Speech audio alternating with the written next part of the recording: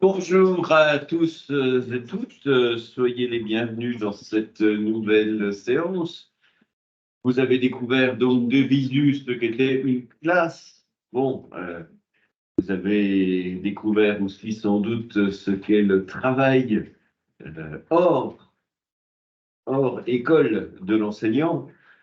Les statistiques ministérielles qui, pas ce qu'elles valent, mais qui cerne un petit peu la nature du travail des enseignants, estime qu'un enseignant du primaire, ça travaille 43 heures par semaine.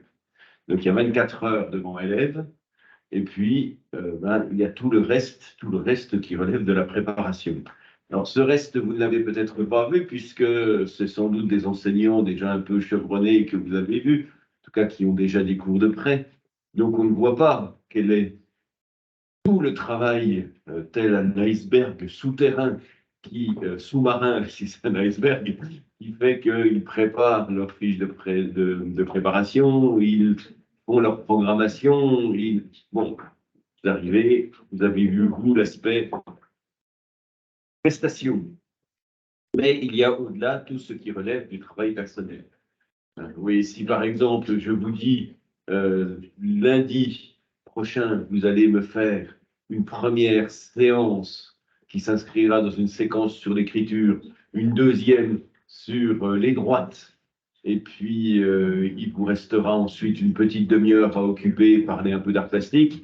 Et si je vous dis l'après-midi, eh bien, vous allez nous faire un peu de musique, une heure de musique, et vous allez nous faire aussi un peu de science.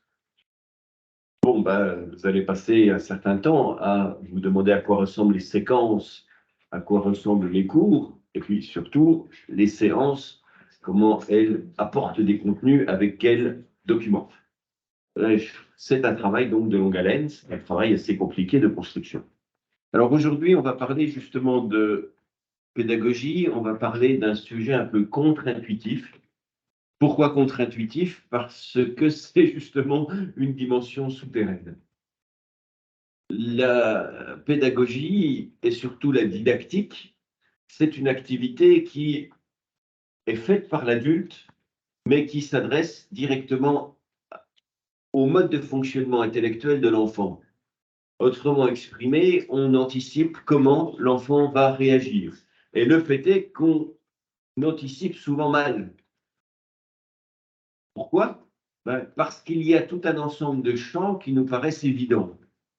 Or, qui ne le sont absolument pas. Et aujourd'hui, donc, nous allons traiter un de ces champs qui paraît évident quand on l'énonce, mais qui ne l'est pas du tout, qui est l'entrée dans l'écriture.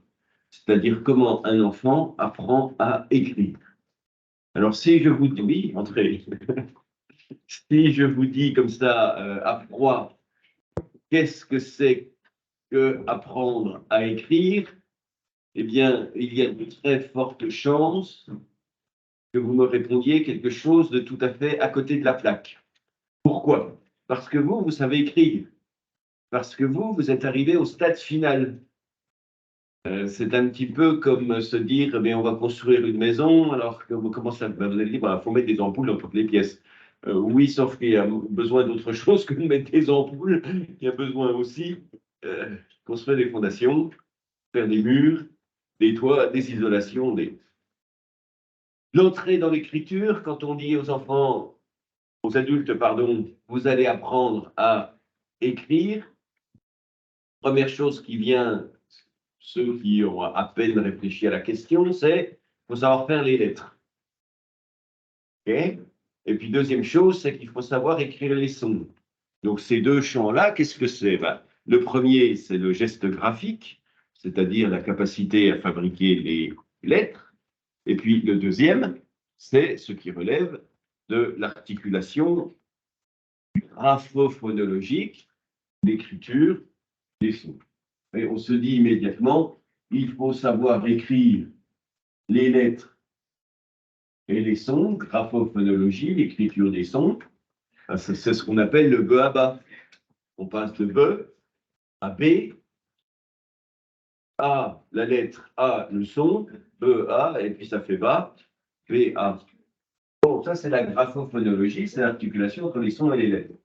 Et puis on se dit aussi, mais il faut apprendre il faut apprendre à fabriquer les lettres, et les élèves y arrivent plus ou moins dans les débuts. Voilà, bon, il faut faire de la graphie, de gestes graphiques, on doit faire des S au kilomètre, des O au kilomètre, des O. Certes, certes, mais ça, c'est le CP. Alors, ça, c'est le cours préparatoire. C'est un moment de la scolarité très particulier, le moment où on va systématiser la relation qui existe entre une série de lettres avec une série de sons. Et on va voir que c'est très compliqué parce que le français a toute une gamme de sons, mais une gamme de lettres beaucoup plus limitée. L'entrée dans l'écrit, elle reposera au contraire sur le cycle 1, et cette entrée dans l'écrit, donc c'est mon sujet du jour, l'entrée dans l'écrit, elle va mettre en relation tout un ensemble de chants. Ces chants, nous allons en voir un certain nombre cette année, et puis un autre ensemble l'année prochaine. Il va aller aussi avoir en spécificité maternelle tout un ensemble d'approches sur cette entrée dans l'écrit. Donc cette entrée dans l'écrit, d'abord, elle se fait en cycle 1. Elle pose la question de ce que l'enfant, quand il a donc 3 ans, 4 ans, 5 ans, de ce qu'il doit maîtriser pour pouvoir, quand il sera en CP, faire les 2 activités précédemment écrites, c'est-à-dire la systématisation lettres-sons, et puis la production de lettres au kilomètre. Qu'est-ce qu'on doit apprendre avant pour pouvoir parvenir à entrer dans l'écrit? Dans cette entrée dans l'écrit, il y a tout un champ qui sera le semestre, ce dont nous parlerons au semestre 9. J'en parlerai à peine cette année, qui est la phonologie. Alors, je vous ai fait des cours de linguistique qui intégraient la phonologie. Donc, vous savez ce qu'il faut savoir pour l'instant sur la phonologie. Mais l'année prochaine, nous verrons comment on apprend aux enfants la discrimination des sons, véritablement, c'est-à-dire comment on leur propose des activités répétées, journalières, quotidiennes, pour dissocier un son d'un autre. Si vous voulez pouvoir écrire, pouvoir distinguer les sons. Ça, c'est assez évident. Donc, il y a tout un champ phonologique. Il y a tout un champ dont nous parlerons ce semestre, mais un peu plus tard, tout un champ qui est celui des fonctions. Écrire, pourquoi faire? Pourquoi faire? Ce n'est pas une fonction naturelle, l'écriture. Ce n'est pas une fonction qui est une fonction cérébrale liée à notre organisation génétique. Le langage, oui. Le langage, nous avons des zones, l'aire de Broca, l'aire de Wernicke, la zone de la production, la zone de la compréhension, qui ne servent qu'à ça. Donc génétiquement, nous sommes faits pour avoir un langage, et ce langage repose sur un certain nombre de constantes, je ne reviens pas là-dessus. Ça, c'est une activité liée à notre organisation biologique humaine. Mais l'écriture, pas du tout. L'écriture, pas du tout. Et la preuve, c'est que nous avons, en tant qu'espèce, appris à écrire. Si l'année était, si l'espèce humaine, la vie de l'espèce humaine se comparait à une année, nous n'avons pas appris à écrire en janvier, au début de l'espèce humaine, ni en mars, ni en... Voilà, il y a 5000 ans qu'on écrit, 5700 ans, donc c'est vraiment la fin de notre histoire humaine. Donc il faut comprendre, pour pouvoir écrire, pour pouvoir entrer dans l'écrit, il faut comprendre à quoi ça sert l'écrit. Alors il y a une petite dizaine de fonctions de l'écrit. Pour en donner une, par exemple, ça sert à communiquer avec des absents. Vous allez mettre un mot sur le frigidaire et dire « pense à acheter du beurre ». Voilà, ça c'est une fonction de l'écrit, c'est communiquer avec des absents. Les mails, c'est la communication avec des absents. Mais il y a une dizaine de fonctions de l'écrit. Et il faudra au cours de ce cycle 1 apprendre aux élèves quelles sont les grandes fonctions de l'écrit. De quoi avons-nous besoin encore pour entrer dans l'écrit? Nous avons besoin, il y a une dizaine de petits champs, mais là je ne parle que de trois grands. Nous avons besoin de la compréhension que l'écrit s'articule avec une autre activité apparue en même temps que l'écriture, qui est celle de restitution de l'écrit. Restitution de l'écrit, qu'est-ce que c'est? C'est un contenu, et ce contenu, on l'ingère par la lecture. Donc il y a une articulation entre lecture et écriture. Donc ça, c'est au minimum les dimensions que l'élève doit pouvoir maîtriser quand il se lancera dans la production d'écrit. C'est une mini carte mentale avec 3 dimensions. J'en rajouterai l'année prochaine un certain nombre d'éléments qui dépendent de cet écrit. Mais vous voyez qu'au minimum, un élève, pour qu'il puisse comprendre ce qu'on attend de lui, c'est-à-dire écrire, il faut qu'il sache à quoi ça sert. Il faut qu'il sache que l'activité de lecture est le pendant de l'activité d'écriture. Et puis, il faut qu'il sache qu'on écrit des sons. Et le problème de tout cela, c'est qu'en cycle 1, qui était parmi vous en stage en cycle 1? Est-ce qu'il y en avait? Bon, vous avez donc vu ce qu'était le métier de maternelle. C'est un autre métier que celui d'enseignant de cycle 2 ou cycle 3. Je n'ai pas moi, personnellement, pas de pudeur à dire que c'est vraiment une pensée du métier très différente, que c'est une organisation extrêmement différente, tant de la classe que de l'activité des élèves. Et ce qui fait peut-être la différence la plus essentielle, c'est que au cycle 2 et au cycle 3, on programme de manière linéaire les activités. C'est-à-dire que vous allez dire à vos élèves, on écrit pour communiquer avec des absents. Vous allez faire 3 séances au cours desquelles on va écrire une lettre à la classe d'à côté. Donc on va se dire, bon, alors nous devons communiquer avec des absents. Qu'est-ce que nous allons dire à la classe d'à côté? Bon, puis au bout de ça, les élèves, ils auront compris que communiquer avec des absents, c'est une fonction de l'écrit. Parce qu'ils ont un cerveau qui aura grandi, maturé, et qu'ils seront capables d'apprendre 2 ou 3 fois la notion, quelle qu'elle soit, que vous voulez manifester. En cycle 1, ce n'est pas du tout le cas. Donc la programmation, elle est, alors on emploie parfois un mot qui est spiralaire, et comme une spirale, ça tourne sur elle-même, ou ce que je préfère dire moi, c'est qu'en cycle 1, on met les élèves dans un bain de connaissances, dans un bain d'activité, et quand ils ont un cerveau qui est disponible pour recevoir une information particulière, eh bien, ils la captent. Mais on ne peut pas du tout savoir à quel rythme les uns et les autres vont capter telle ou telle information. Donc, il faut faire un ensemble d'activités qui leur montrent l'articulation entre lecture et écriture, un ensemble d'activités qui leur montrent une seule fonction de l'écrit. Donc, comme je disais tout à l'heure, il y a une dizaine de fonctions de l'écrit, donc ça veut dire qu'on fera des dizaines d'activités différentes. Et puis la phonologie, c'est une activité quotidienne le matin, quotidienne l'après-midi, quotidienne quand ça passe, comme ça, quand on a l'occasion. On se dit, bah, tiens, ce mot-là, chapeau, pot, chapeau. Vous reconnaissez un nom dans ce chapeau, un son, pardon, dans ce chapeau, pot. Est-ce que quelqu'un peut me dire par quoi ça finit? On fait de la phonologie en continu. Il n'empêche, et ce sera l'objet du jour, donc un objet un peu restreint par rapport à ce qu'est l'entrée dans l'écrit, mais il n'empêche que pour entrer dans l'écrit, il y a une compétence tout d'abord très importante qu'il faut maîtriser, et cette compétence, c'est l'espace. Et donc c'est le sujet de mon cours aujourd'hui, c'est l'entrée dans l'écrit par un axe qui est la maîtrise de l'espace d'écriture.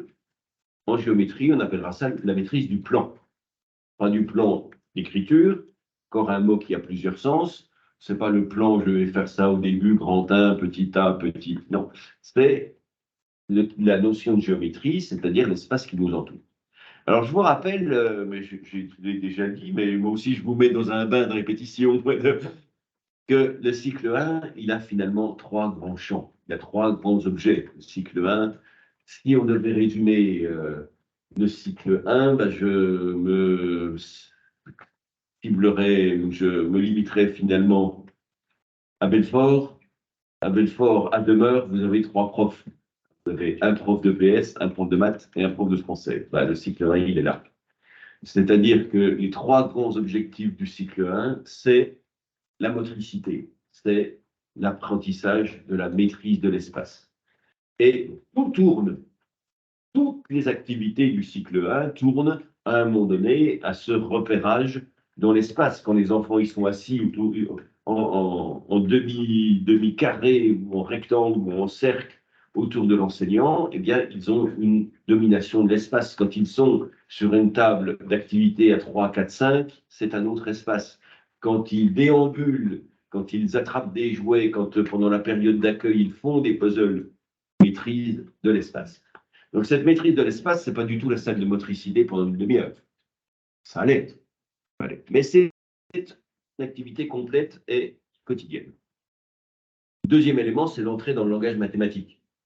Il va falloir entrer dans ce champ de compréhension du monde, que les éléments se distinguent, ça c'est un, puis ça c'est encore un, puis ça c'est encore un, puis ça c'est encore un, et que en plus, ce 1 s'incarne par un certain nombre de mots, d'articulation, une suite numérique, 1, 2, 3, 4, jusqu'à 10 pour le cycle 1.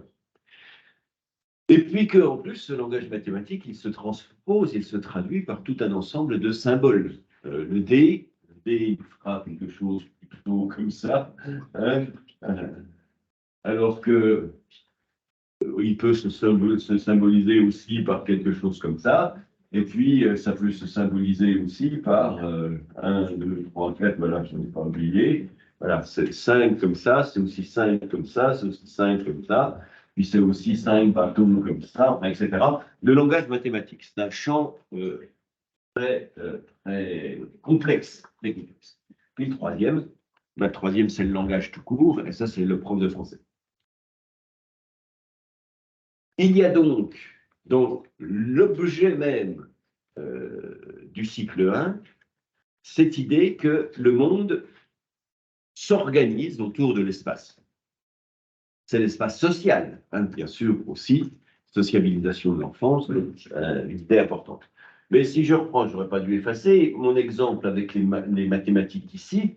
Vous voyez par exemple que quand j'essaie de faire 5 avec ma main, j'use de mon corps dans l'espace. Et j'en use en direction d'un autre groupe d'individus, qui a la dimension de la sociabilisation, montre comment ça fait sur les doigts 4.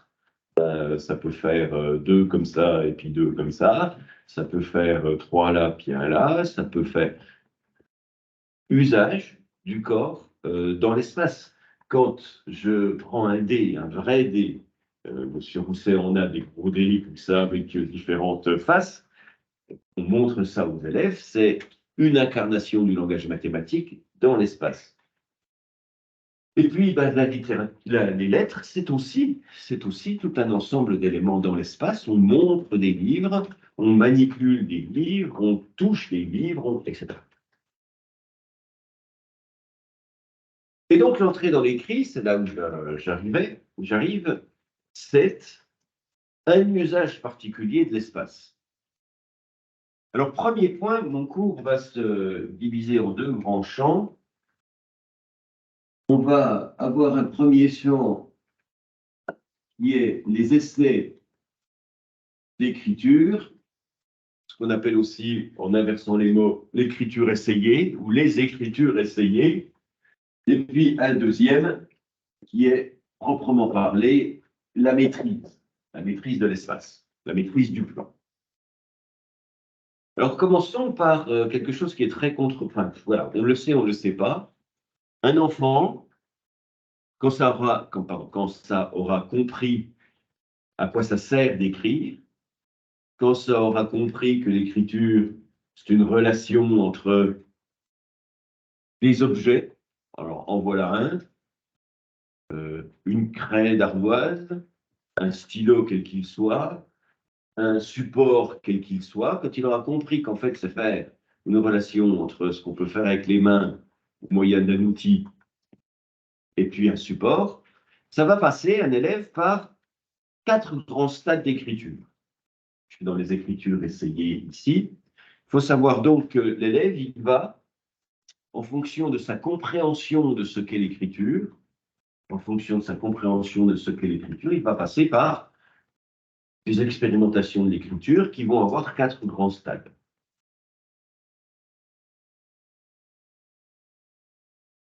Ce en quoi je vous disais donc que l'entrée dans l'écriture, elle est un peu contre-intuitive, parce que on se dit, bah, je vais apprendre à l'élève à faire des hauts, je vais lui dire ça c'est haut, et puis il va me faire des hauts, hop, des hauts comme ça, des hauts, et puis voilà. Mais pas du tout. Pas du tout, pas du tout. L'élève, dans tout son parcours scolaire, il va s'entraîner à écrire tout un ensemble d'éléments, pour peu, comme je le disais tout à l'heure, qu'il ait compris ce qu'est la notion d'écriture, c'est-à-dire l'idée qu'il faut, avec un objet, se lancer dans une activité spatiale. Quand je dis stylo, d'ailleurs, c'est un petit peu restrictif, dans la mesure où la peinture, c'est de l'écriture, peut se servir de pinceau et de la peinture pour écrire, mais aussi un simple bâton dans de la farine, on utilise plutôt de la semoule. De semoule, et puis on fait des formes dedans. C'est aussi l'entrée dans l'écriture. Pourquoi est-ce qu'on utilise plutôt la semoule que la farine? À cause de l'aspect volatile de la dite farine, qui aussi est contre-productive. Alors, quelles sont les 4 grandes directions, les 4 grandes étapes de l'écriture chez un élève? La première, premier grand champ, c'est une étape au cours de laquelle les élèves vont apprendre. Alors, sur Moodle, vous avez quelque part, c'est sous spécificité maternelle, de langage dans toutes ses dimensions, vous avez un dossier qui s'appelle Entrée dans l'écriture. Et ce fichier-là s'appelle les écritures en cycle 1. Nous avons tout d'abord, chez les élèves, une production d'écrits qu'on appelle pré-alphabétique. Pré-alphabétique, c'est-à-dire qu'ils écrivent sans maîtriser du tout le principe alphabétique. Donc, je vais dire à un élève, tu vas m'écrire chaque mot, et il va me faire, hop, une belle écriture comme ça. Ça répond aux règles de ce qu'il comprend de l'écriture, c'est-à-dire il y a ça, l'objet qui laisse des traces, il y a un support, voilà, et puis après, voilà, ben, pourquoi pas ça? Pourquoi pas ça? Et donc, ici, par exemple, on demande à un élève d'écrire papillon, ben, pourquoi pas ça? Le vélo, pourquoi pas celui-là? La farine, le chat a bu le lait, bon, un autre élève, voilà, bon. Et dans cet axe-là, de ce qu'on appelle les écritures préalphabétiques, il y a un moment où l'élève va passer d'une compréhension du dessin à la compréhension que les dessins sont limités. On a tout un ensemble de dessins tout à fait libres qui peuvent apparaître. Et les élèves vont commencer à comprendre que quand on écrit, les dessins que l'on fait sont limités en nombre. Alors, par exemple, il y a ça, il y a ces objets-là, il y a ces objets-là ici. Vous voyez assez dans le fond, c'est assez visible ou pas? Vous voulez que je grandisse? Oui, je vais agrandir.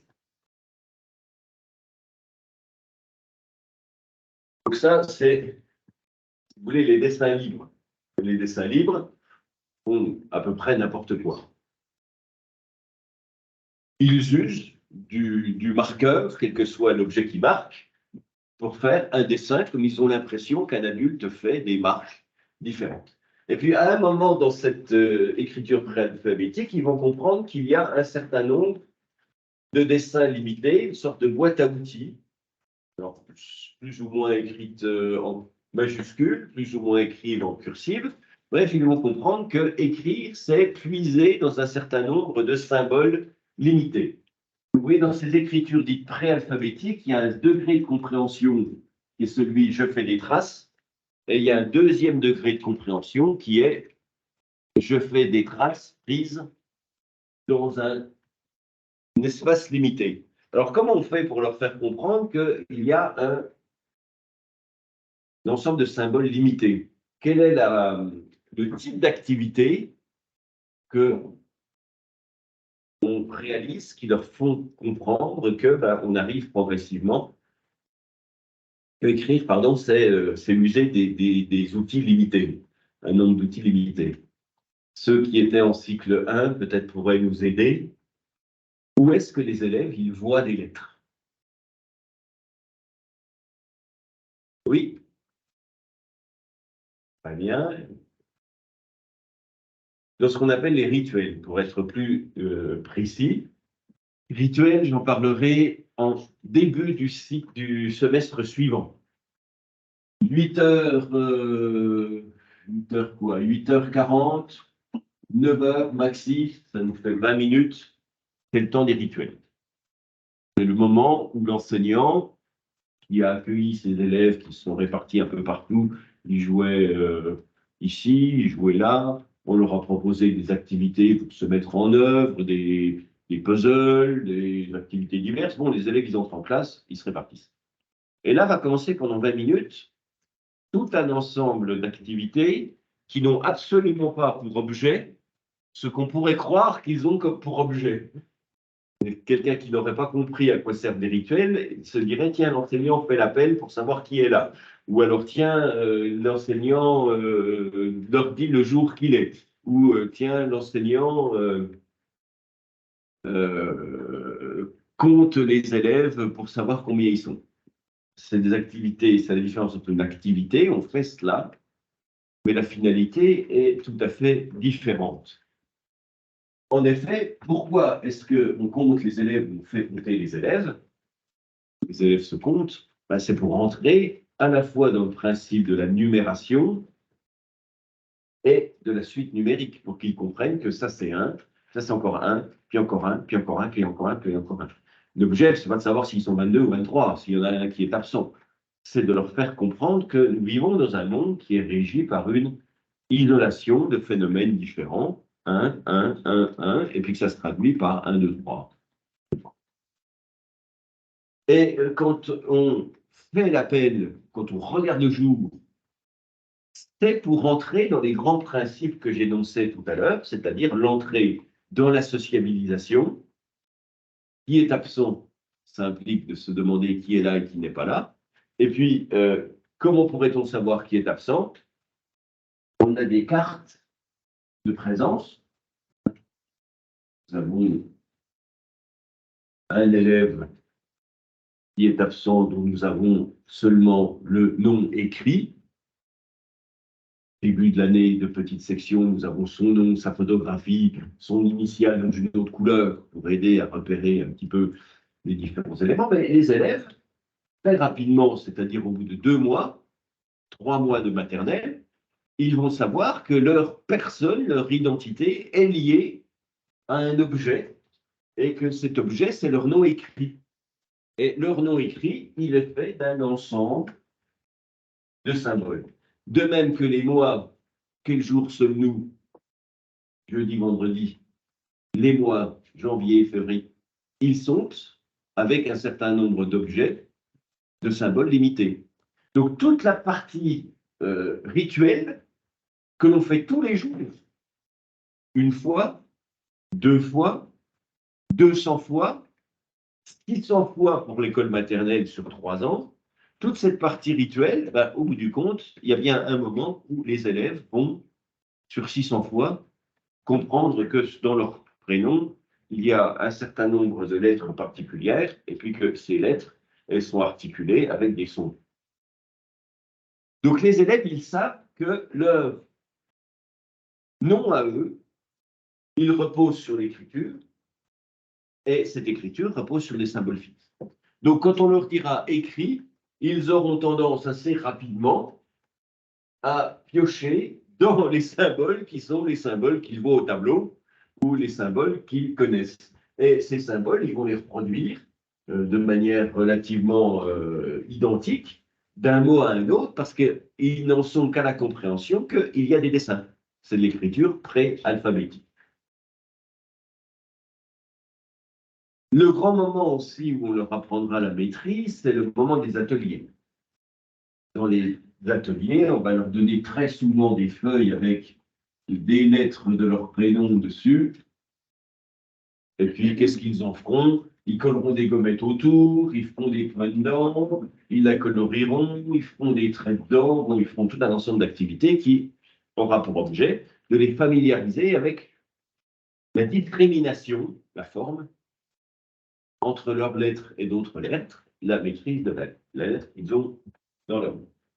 Donc voilà des exemples d'écriture pré-alphabétique. Vous voyez par exemple la jeune fille, la petite fille qui s'appelle Claire, eh bien, elle a quand même tendance à utiliser une boîte à outils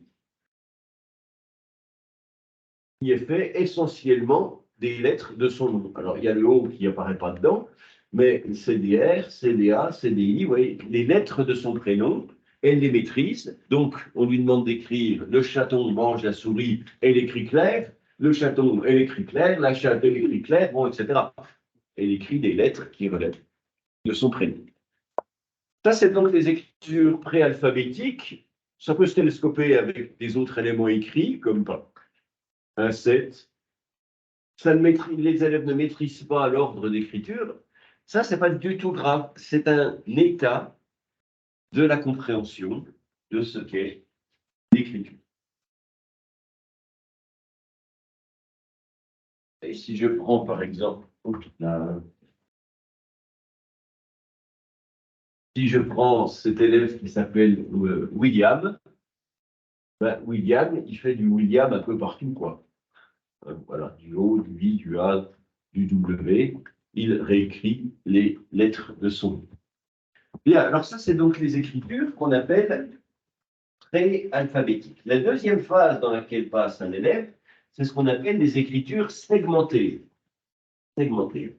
Alors, il y a un petit degré de compréhension supérieure. Quelles sont les écritures segmentées?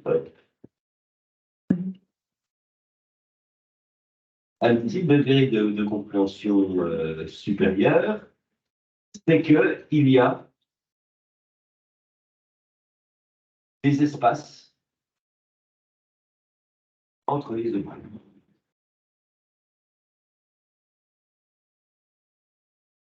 Donc l'élève comprend que l'oral, qui est une suite ininterrompue de sons, c'est une suite d'éléments sonores, l'oral en fait se casse en petits morceaux. C'est plusieurs unités qui s'additionnent. Et donc, conséquence, quand on écrit ces sons-là, ben, on transpose. L'écrit, c'est une suite segmentée. Alors, par exemple, ici, on demande à un élève d'écrire un papillon. Voilà. Il écrit un bazar quelconque. Celui-là, il tombe juste, bon, très bien. Un autre bazar. Des éléments, mais ce qui est important, c'est que l'élève dit, ben, ça c'est, quand on lui dit par exemple, le papillon vole sur les fleurs, il dit, ben, ça c'est ce morceau-là, ce serait papillon, et puis ce morceau-là, ce serait vol sur les fleurs. Ça peut être séparé ou pas, vraiment segmenté, mais en tout cas, l'élève a compris qu'il y a des unités graphiques qui forment des tout, comme il y a des unités sonores qui forment des tout. Alors, comment est-ce qu'on passe de la situation 1, écriture préalphabétique, à écriture segmentée? Eh bien, par toutes les activités qui sont les activités de phonologie, dont je parlerai l'année prochaine. Mais qu'est-ce qu'il faut que vous sachiez pour cette année sur les activités de phonologie? Eh bien, elles consistent, ces activités de phonologie, donc phonologie, étude des sons. Hein, phonologie, logie, étude, et phono, le son, étude des sons. Elles consistent à apprendre essentiellement aux élèves la discrimination. Mais cette discrimination, elle se place évidemment au niveau des sons, différencier les sons. Il y a 3 degrés de difficulté dans la discrimination des sons. Il y a repérer les sons à ce qu'on appelle la rime, c'est-à-dire à la fin du mot. Tous les mots se terminent par O. C'est plus simple de repérer le son parce qu'il y a une place facile à repérer, la fin du mot. Bateau, bateau, un mot, ces mots-là, on arrive plus facilement à discriminer le O parce qu'il est en fin de mot. Le deuxième degré de facilité, c'est à l'amorce, c'est-à-dire quand il est au début. Olive, homme, voilà. On arrive à distinguer le O assez facilement parce qu'il est au début. Et puis, la difficulté, c'est quand il se trouve véritablement au milieu. On apprend donc à discriminer les sons en utilisant des corpus qui ont le son à la fin du mot, au début du mot, et puis en 3e degré de difficulté, au milieu du mot. Donc la phonologie, c'est différencier les sons, mais ça a un autre objet aussi. Ça a comme objet l'apprentissage du séquençage des mots, à savoir que les mots sont composés de syllabes, et puis que, au bout du compte, il y a une isolation possible des mots. Quand je dis le papillon, eh bien, on retrouve une unité identique à le chat, le cartable, le cahier. Ces objets-là ont une unité commune parce que c'est un mot commun. Comment est-ce qu'on fait l'apprentissage du séquençage? Eh bien, on apprend aux enfants à scander les mots. Le cartable, le papillon. Puis petit à petit, ils vont s'habituer à faire ce découpage-là. Phonologiquement parlant, est-ce que quelqu'un sait ce que c'est qu'une syllabe? Pourquoi est-ce qu'on parle de syllabe? Un mot, on voit ce que c'est, ça a un sens. Un mot, c'est un morphème. C'est-à-dire, c'est un objet qui a un tout, parce que ce tout a un sens. Papillon, arbre, chameau, voiture, table, chaise, c'est un ensemble de sons constitués qui a un sens particulier. Alors, qu'est-ce que c'est qu'une syllabe par rapport à cela? Une syllabe, en fait, c'est une unité phonique. C'est un ensemble de sons qui est prononcé d'un seul souffle. D'un seul souffle. Vous vous rappelez que la voix, c'est de l'air. C'est de l'air compressé. C'est de l'air à qui on a donné une fréquence en Hertz. Donc, un son, c'est une vibration de l'air. Cette vibration de l'air, elle peut s'associer à plusieurs vibrations de l'air pour envoyer un souffle unique d'air. Donc, quand je dis papillon, qu'est-ce que je fais en fait? Eh bien, j'expulse 3 séries d'air. Papillon. Et donc, les mots ne sont pas expulsés d'un seul souffle, ça peut, quand ils ont une seule syllabe, un, ça, son, donc, mais les mots sont expulsés avec plusieurs souffles d'air successifs, c'est ce qu'on appelle des syllabes. Donc une syllabe, c'est un élément qui pourrait être considéré comme un peu compliqué pour des élèves, mais qui en fait est relativement accessible parce que ça renvoie à une expérience corporelle. Pa, pi, yon, c'est 3 souffles. 3 souffles qu'on envoie. Donc quand les élèves, ils ont compris que l'oral, ce n'est pas une suite ininterrompue comme ça de sons, mais c'est au contraire un ensemble d'objets qui se juxtaposent, eh bien, ils comprennent que l'écriture fonctionne pareil, par un objet, par un ensemble, pardon, un ensemble d'objets visuels qui se juxtaposent. Alors, regardez par exemple cet élève-là. Je vous fais une petite comparaison. Cet élève qui s'appelle Cyrano, elle écrit O-O-E ou alors A-O-I, et c'est évidemment des lettres de son nom aussi. Quelle différence avec William, par exemple, qui fait O-I-A-W? En apparence, il n'y en a pas. Il prend des lettres de l'alphabet, puis il les fout. Mais il y a tout de même une différence. L'un et l'autre n'ont pas compris, ne sont pas au même degré de compréhension de l'écrit. Pourquoi? Parce que quand on dit à William, fais-nous, écris-nous chat ou chatte, ou la girafe, ou le chaton mange la souris, bah, il dit, bon, ben, voilà, des lettres. Voilà, ça comme ça. Bon. Il a compris quand même une chose, c'est que ça s'écrit dans un sens. Je reviendrai tout à l'heure. On commence par là, on finit par là. Il met des lettres.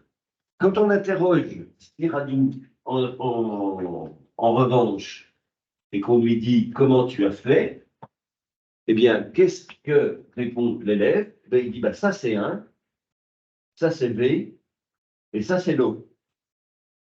Ça c'est la, ça c'est fa, et ça c'est rime. Donc cet élève-là, William, on lui dit écrit, l'oiseau se pose sur la branche et chante une chanson, il fait W, P, I et L. Voilà, l'oiseau se...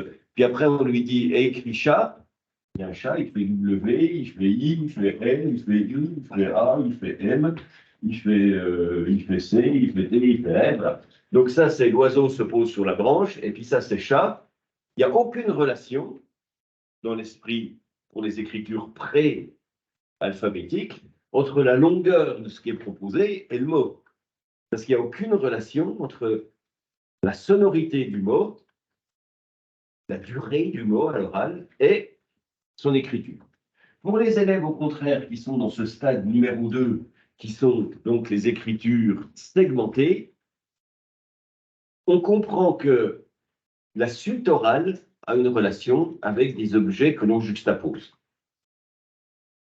Je disais qu'on leur apprend cela en faisant du séquençage de syllabes, en particulier, mais le langage mathématique permet de faire cela.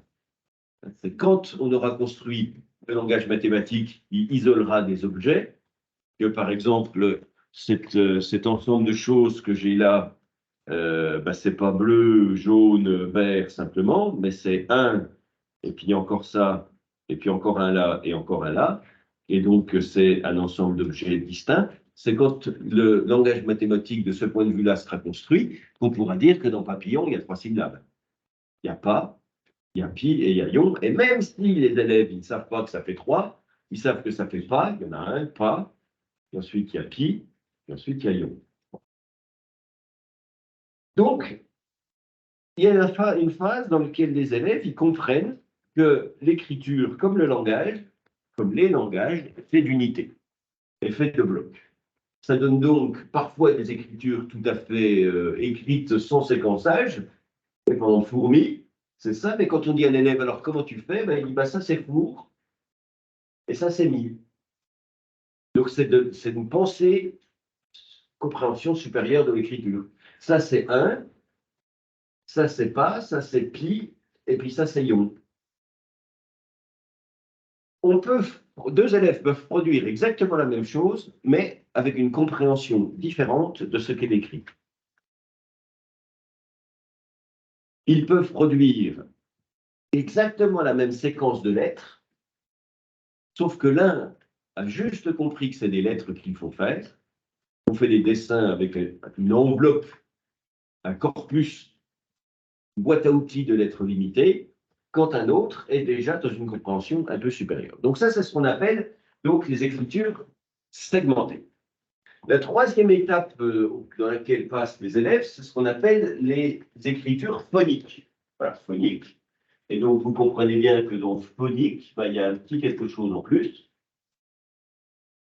Les écritures phoniques, les élèves, du fait qu'ils commencent à maîtriser les lettres, en particulier de leur prénom, ou les lettres du jeudi, ou du vendredi, ou du lundi, bref, les lettres qui sont dans les mots qu'on voit tous les jours, eh bien, les élèves ont compris une petite chose, c'est que non seulement c'est des unités, l'écriture, c'est des blocs, des séquences, non seulement ces séquences renvoient à une boîte à outils de lettres limitées, mais en plus, il y a une relation que l'on peut établir entre l'objet lettre et l'objet son.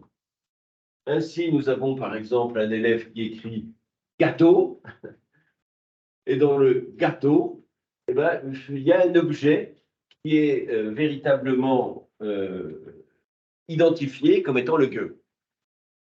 Et l'élève dit gueux, et puis il fait une lettre qui ressemble à cela. Après, le reste est faux, mais enfin, en tout cas, il a déjà compris qu'il y a une articulation entre. Quand on essaie de deviner qui est absent, qui me fait d'ailleurs penser que je dois vous passer ma propre feuille de présence, quand on essaie donc de deviner qui est absent, on est tous autour de l'enseignant, c'est notre rituel du matin. Alors regardez, il y a l'étiquette de celui. Comment on essaie de deviner la réponse, on n'en a rien à faire, parce que nous, on sait lire. Et puis nous, on a eu un coup de fil des parents qui ont dit, mes enfants ne seront pas là. Donc nous, on sait parfaitement qui est absent. Mais ce qu'on essaie d'apprendre aux élèves, c'est des stratégies. Cet élève absent, son nom commence par cette lettre-là. Qui l'a dans son prénom, cette lettre-là? Tu l'as dans ton prénom. Comment elle se prononce dans ton prénom, cette lettre? Vas-y, fais-nous la prononciation. Frédéric. Frédéric. Alors, c'est quel son est rendu par cette première lettre? Frédéric, c'est feu. Feu. Donc, on cherche un élève dont le nom commence par feu. On essaie de faire en sorte que les élèves mettent en place des stratégies d'analyse des objets. Donc farine, est-ce que quelqu'un a le son de feu dans son prénom? Feu, oui. Frédéric. Alors, comment tu l'écris, le son de feu, dans ton prénom? Comment il s'écrit? On ne sait pas, bah, va nous chercher ton étiquette. Hop, l'élève va débarquer avec son étiquette. Où est le feu? Ah, c'est ça, c'est cette lettre-là. Donc, farine, ça commence par feu. Alors, on va faire un feu. On passe d'une situation où les élèves ont juste compris qu'il y avait un séquençage, au fait que le séquençage, il renvoie à des objets précis. Alors, regardez par exemple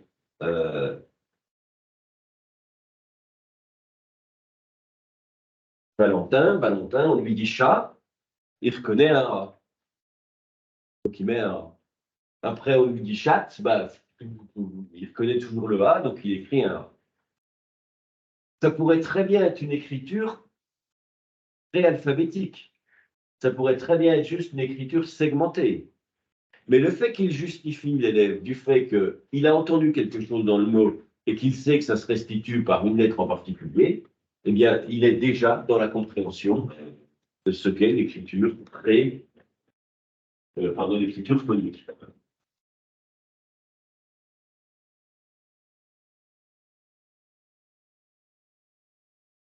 Encore des exemples.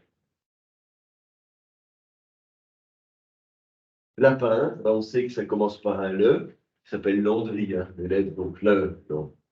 Ensuite, oursin, bon ben, il faut un ou. Non, pardon, fourmi, il faut un ou. Donc l'élève maîtrise le ou, ce qui est tout à fait inhabituel de maîtriser un ou au maternel. Ces deux lettres, aucune ne se prononce comme elle devrait se prononcer, elle se prononce sur une troisième modalité. Regardez cet exemple-là aussi, Yannick. Il est très intéressant parce que ça pourrait être de l'écriture préalphabétique, ça pourrait être de l'écriture segmentée. Mais en fait, que nous dit l'élève? Entre chat, chatte et chaton, il dit bah, ces trois mots-là doivent avoir un rapport chat, chatte, chaton. Donc je mets un élément, qui est l'élément, qui montre qu'il y a la même chose, chat, chatte, chaton. Et puis ensuite, dans chat, j'en entends un bout en plus. Donc, je mets un élément. Donc, chat, il n'y a qu'un seul élément. Chat, il y a deux éléments parce que j'entends un bout en plus. Puis chaton, j'entends, il y a deux éléments aussi, mais ce n'est pas le même que chat. Donc, je mets quelque chose d'autre. Donc là, l'élève, il a vraiment compris que pour écrire, il faut se demander ce qui se passe à l'oral. Il faut se demander ce qu'on entend de commun à l'oral et par quoi on pourrait le restituer. Chat, chat, chaton, élément commun.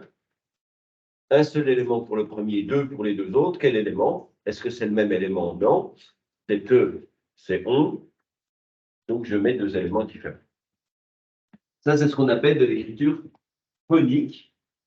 Et puis, le quatrième, et dernier temps de l'écriture, eh bien, c'est finalement les écritures qu'on appelle à tendance graphophonologique. À tendance. Pourquoi est-ce qu'on dit à tendance? Parce que c'est le CP qui fait de l'écriture phonologique, graphophonologique. Il systématise le peu égale P, le te égale T, etc. Donc les élèves, commencent à comprendre que c'est une suite que l'écriture, c'est une suite de lettres renvoyant à une suite de sons de l'oral. Exemple, chat, chat, chaton. On sait le son che, il s'écrit par CH. On entend le A, on met un A. On entend qu'au bout, il y a un te, on met un te. Et puis, si on fait chaque te, on, ben, il faut en rajouter encore un bout. Qu'est-ce qu'on peut rajouter? Ben, l'élève, il ne sait pas, donc il tente. Mais il tente pas si mal que ça, finalement. De même, fourmi, il sait le feu, il entend le me. Donc, pour arriver à ce degré-là, de grande section de maternelle, parce que là, on parle de ça, de grande section de maternelle, il a compris, en fait, la boîte à outils, les lettres. Il a compris l'articulation lettres-son, la graphophonologie, et il a appris la discrimination des sons. La discrimination des sons. Il est capable de dire que dans formi, ben, il y a le feu, il y a le re, il y a le me et il y a le i. Alors après, il ne sait pas tous les rendre, pas tout à fait les rendre ces sons-là, mais il est dans le mouvement. Oui. Alors, il faudrait qu'à la fin de la maternelle, tous les élèves soient arrivés à cela. Ils soient arrivés à cette discrimination des sons, de tous les sons. On a fait, je crois, mais j'en suis plus sûr, c'est donc je fais les mêmes cours, partie à Besançon puis à Vesoul, je ne sais plus des fois dans quel rythme j'en suis, sur la comparaison de manuels de CP avec du SE. On a fait ça, SE, oui, on a fait ça. Donc, par contre, on commence un cours de CP, on commence justement par vérifier si le son il est maîtrisé. Donc, une phase de phonologie. On prend un certain nombre de mots qui vont contenir, par exemple, le son che ou le son i, fourmi, à la rime, à l'amorce au milieu, et puis après, on va dire, bah, le i s'écrit comme ça, et puis tous les mots qui contiennent i, toutes les syllabes qui contiennent i. C'est pourquoi, donc on fait ça en CP, c'est pourquoi la maternelle est là pour objectif de constituer la boîte à outils des lettres, mais surtout la boîte à outils des sons. Donc, on espère qu'on aura emmené les 28 élèves à la fin de la maternelle vers la compréhension de ce qu'est l'écrit au point de vue de la boîte à outils des lettres et au point de vue de la boîte à outils des sons. Les élèves, ils doivent aussi, mais j'y reviendrai tout à l'heure, en fin de maternelle, être capables d'écrire pas simplement des majuscules, mais d'écrire un certain nombre de mots en minuscules. C'est assez rare quand même que les enseignants les amènent jusque-là, ça peut arriver, mais c'est déjà un gros travail de maîtriser ça. On peut avoir des élèves qui, en milieu de maternelle, donc en milieu de moyenne section, déjà en sont à l'étape d'écriture qui est l'écriture préalphabétique. Il y a une inégalité de l'acquisition. Cette inégalité de l'acquisition, elle renvoie à deux grands champs. C'est la maturation de l'esprit Les enfants peuvent comprendre certains éléments beaucoup plus vite. Et puis, il y a l'inégalité sociale. Le poids social. Pour vous donner un exemple très simple, du point de vue du langage, un enfant à qui ses parents raconteraient une histoire tous les soirs quand il est bébé, de bébé jusqu'à 3 ans, cet enfant qui aurait entendu une histoire tous les soirs en étant bébé puis 3 ans, il a un niveau de langage qui est 1 an en avance sur un élève qui arriverait normalement en maternelle sans avoir eu spécialement accès aux histoires. Oui. Inégalité de compréhension. On mature plus ou moins différemment. L'esprit est en phase avec les acquisitions plus ou moins rapidement. Et puis, inégalité sociale, c'est le fait que vous vivez dans une pression qui fait qu'on véhicule les mathématiques, véhicule les histoires, véhicule le langage ou pas. De ce fait-là, il y a une histoire, je fais une parenthèse, il y a une histoire un peu contre-productive là aussi, c'est que les enfants qui sont élevés par la télévision, ils ont une meilleure maîtrise des sons et du langage dans un premier temps. Parce que ce qu'on écoute, ce qu'on entend devant la télévision est plus riche que ce qu'on entend avec ses parents. En général, c'est plus diversifié. Mais le problème, c'est ce qui manque absolument, c'est la compréhension sociale du langage. C'est-à-dire que le langage, il est production et réception. Quand vous êtes élevé par la télévision, vous avez beaucoup de vocabulaire, vous entendez plein de sons, vous entendez plein de mots, mais vous n'en produisez jamais. Donc, au point de vue de la petite section maternelle, l'élève est un peu en avance. Mais dès qu'il arrive en moyenne section, grande section, celui qui n'a accès qu'à la télévision presque pour parler, enfin pour interagir avec le langage, il aura un déficit très rapide qui apparaîtra sur la dimension sociale du langage. Bon, un autre ou deux exemples.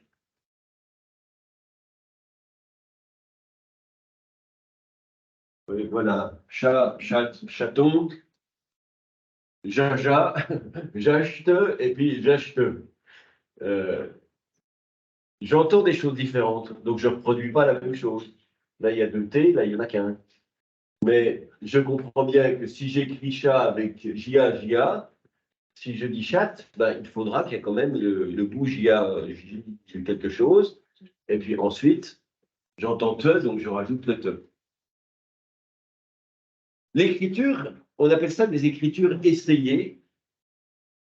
Les élèves, ils ont une compréhension et puis ils se lancent dans la production. Donc ça, c'est le premier temps donc, de mon cours qui se termine. Les élèves, pour entrer dans l'écrit, il faut qu'ils produisent de l'écrit. Et cette production de l'écrit, elle est liée à tout un ensemble d'activités qui structurent les journées, qui structurent les ateliers, qui structurent les rituels de l'école maternelle.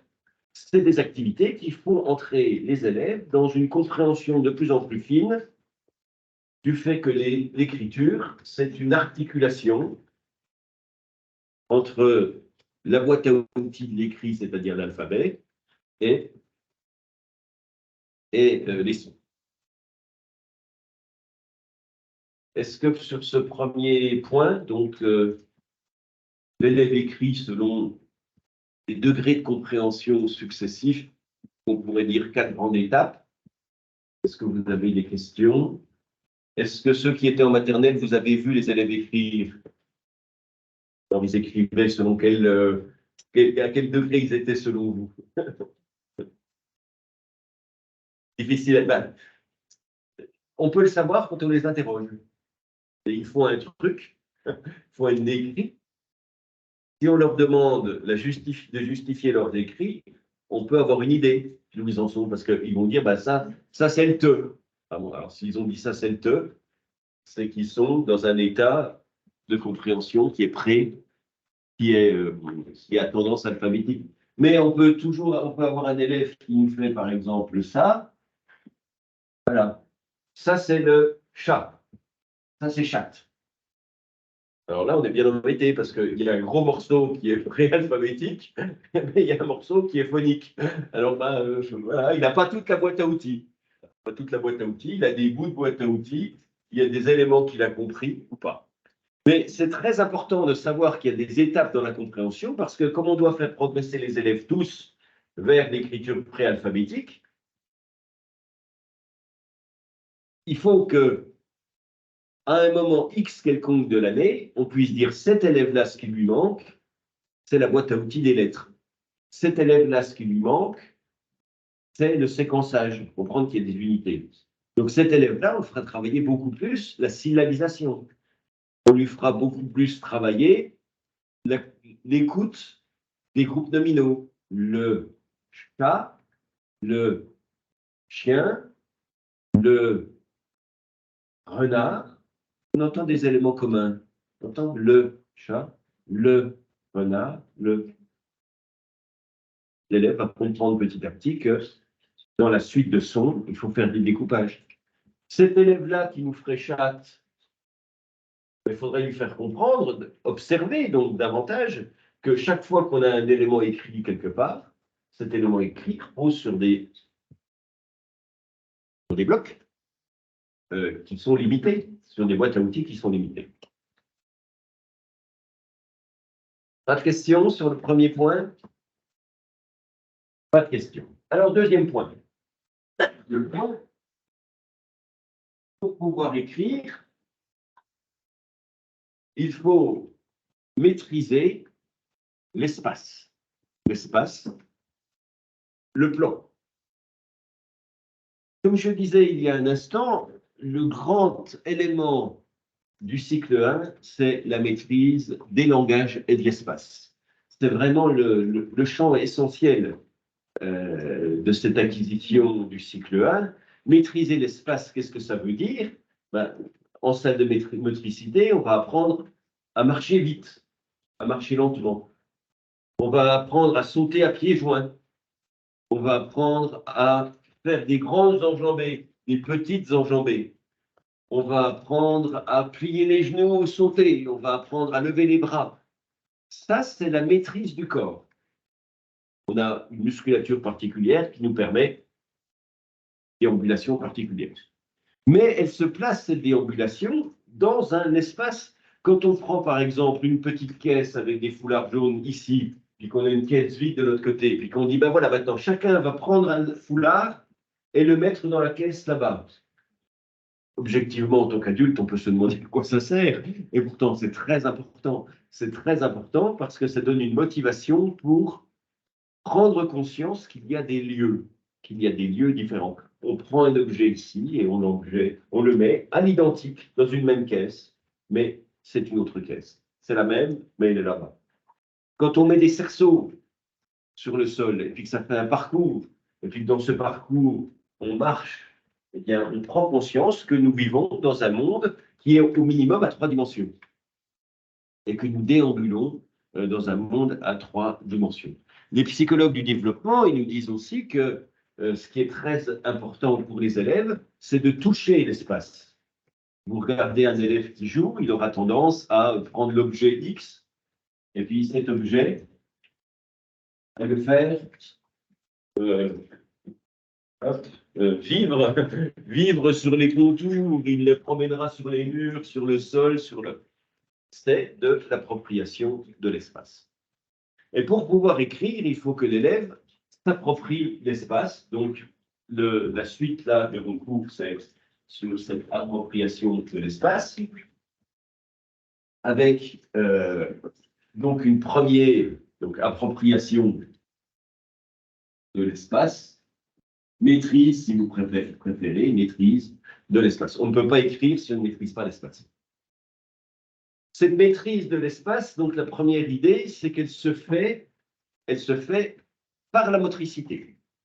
Par la motricité. Toutes les activités de motricité ont finalement un pendant dans l'écriture. Deuxième, donc, motricité.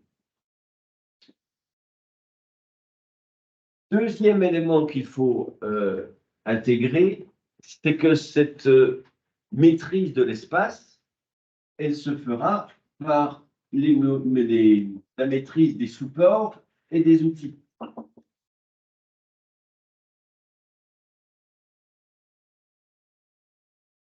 lorsque nous avons parlé de lecture, je vous ai dit qu'on a une zone qu'on appelle une zone du cerveau qui se trouve grosso modo sous l'oreille du côté gauche, dans une partie du cerveau qui s'appelle le gyrus fusiforme gauche. Cette zone qui nous permet la lecture, elle s'active, donc elle s'appelle la zone de reconnaissance de la forme des mots. Zone de la reconnaissance de la forme des mots. Zone de reconnaissance de la forme des mots. Cette zone, elle s'active indépendamment des polices et des cases, c'est-à-dire qu'une grosse lettre avec une petite lettre après, bon, ça ne posera aucun problème, on est capable de lire cela, mais elle s'active où que soit présenté le support à lire. C'est-à-dire que vous me le présentez par ici, vous me le présentez par là, en haut, en bas, le cerveau va pouvoir lire ce qui lui est proposé. La conséquence, c'est qu'il faut faire comprendre aux élèves que les écritures, c'est ce qui d'ailleurs permet la publicité sur la route, hein, c'est que partout apparaissent des éléments que l'on est obligé de lire parce que la zone s'active, la zone de lecture s'active. Ou que, quel que soit l'endroit où on puisse écrire, ça reste d'écriture. Donc je peux écrire dans un bac de semoule, faire des A dans un bac de semoule, c'est de l'écriture. Je peux, à l'horizontale, comme ça, sur un tableau, faire de la peinture, faire des lettres, des signes, des dessins, c'est de l'écriture. Je peux par terre, je peux en l'air, je peux sur un livre, je peux, quel que soit le support, ça reste de l'écriture.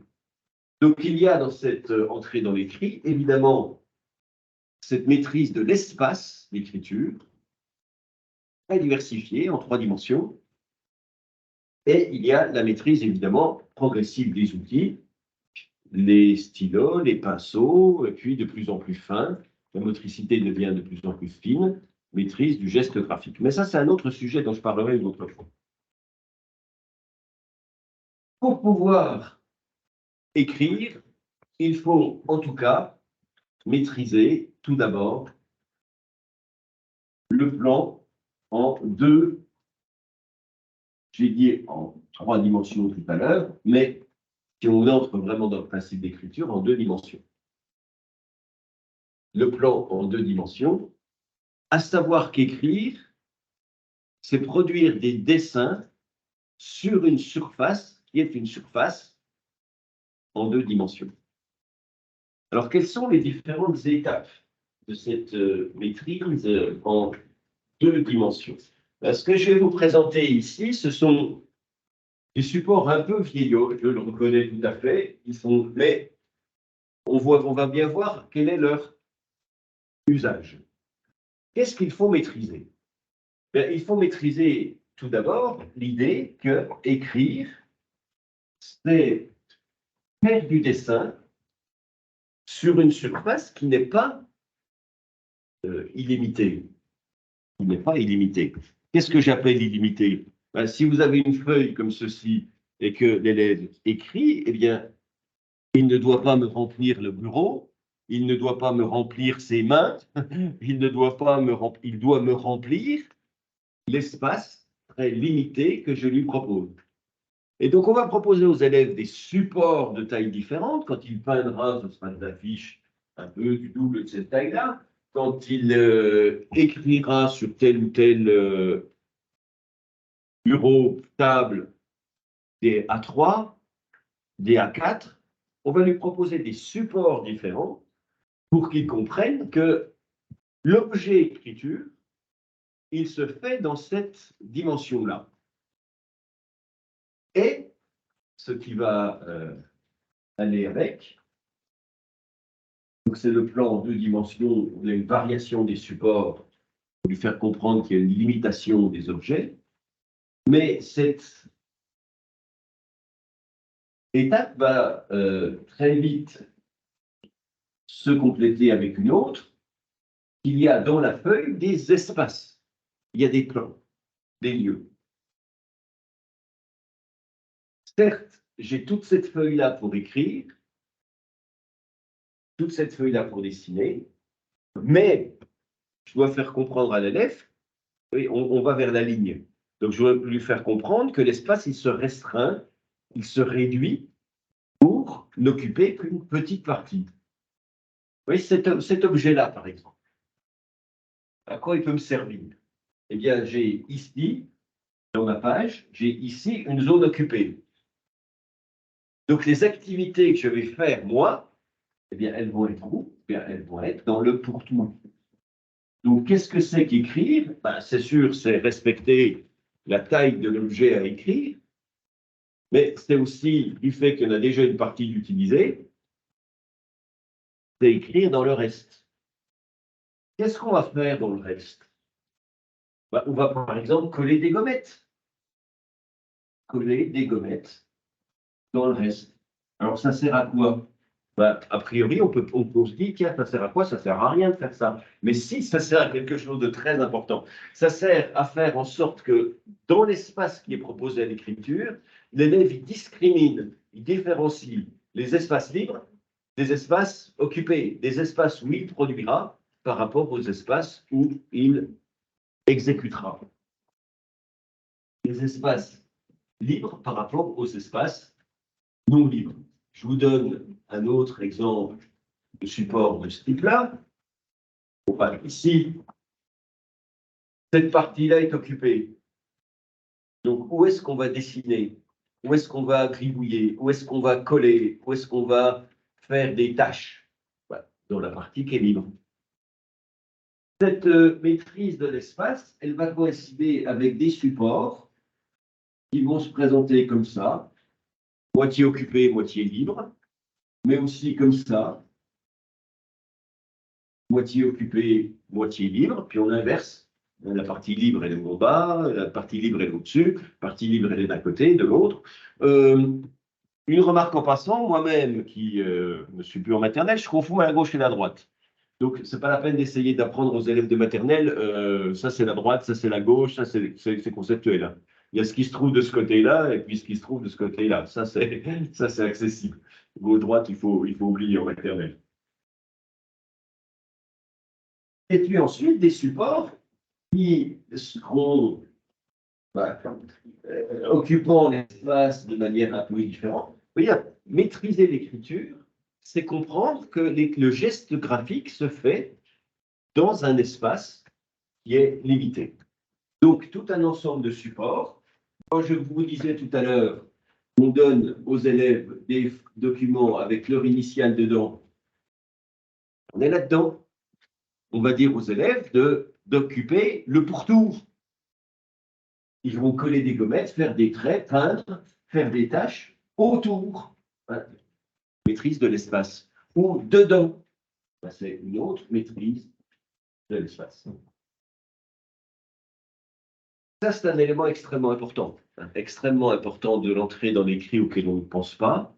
C'est de faire comprendre aux élèves que écrire, c'est remplir des espaces précis.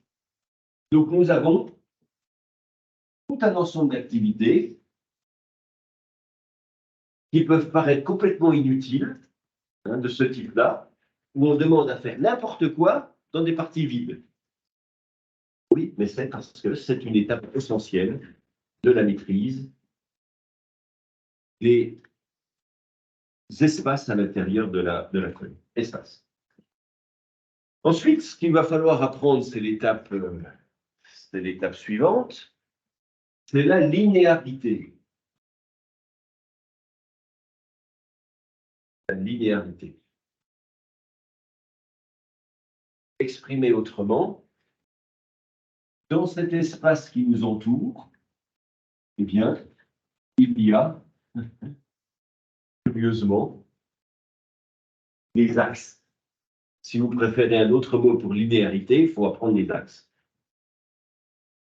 On va donner aux élèves tout un ensemble d'activités qui sont des activités qui vont leur apprendre à analyser l'espace, non pas simplement en termes de blocs, mais en termes de lignes.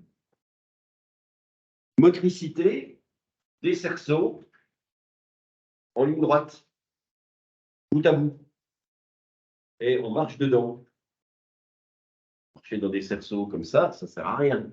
Sauf que ça crée dans l'esprit, l'idée, eh bien, que le monde, il est certes en bloc, en espace, en masse en quelque sorte, mais il est aussi organisé selon des lignes. Marcher sur une poutre, faire se déplacer les objets à l'horizon, selon les lignes. On va faire se déplacer la voiture ou le personnage au bord de la table. Et très curieusement ici, le bord de la table, c'est aussi le bord de celui qui suit, c'est aussi le bord qui suit. Le long de la porte, mais il faut se méfier des portes parce que ça coince les doigts. Mais vous voyez le principe, organiser la compréhension du monde, non pas simplement selon des espaces, mais là, il y a des lignes. Voilà. Et si vous êtes en cycle 2 et que vous travaillez sur les parallèles, rappelez-vous toujours de vous inspirer de ce qui est autour de vous. Des parallèles, il y en a partout dans une classe, dans une salle de classe. Il y en a une là par rapport à celle qui est ici. Il y en a une là sur les néons. Il y en a le long des vitres. C'est des parallèles. Il y en a, partout, il y en a des parallèles. Il faut comprendre que la géométrie, c'est de l'espace, et que l'espace, il est autour de nous. Donc, linéarité. Cette linéarité, exemple d'activité, ce document-là, en quoi je peux m'en servir? Moi, je peux faire en sorte que les élèves ils remplissent la partie vide. Partie occupée, donc partie vide. Où est-ce qu'on en est dans la compréhension? On est dans l'organisation de l'espace. Mais je peux aussi, par exemple, leur faire mettre une gommette sur chaque fleuve. J'obtiens quoi? J'obtiens ça. J'obtiens une ligne. J'obtiens un objet. J'ai un objet, puis par-dessus, j'ai une information supplémentaire par cet objet, le fait qu'ils sont organisés, toutes ces fleurs, elles sont organisées d'une certaine façon. Je pourrais aussi, mais c'est un geste graphique un peu fin, me contenter de faire entourer. Mais il n'empêche que ça me donne encore cette linéarité. Donc,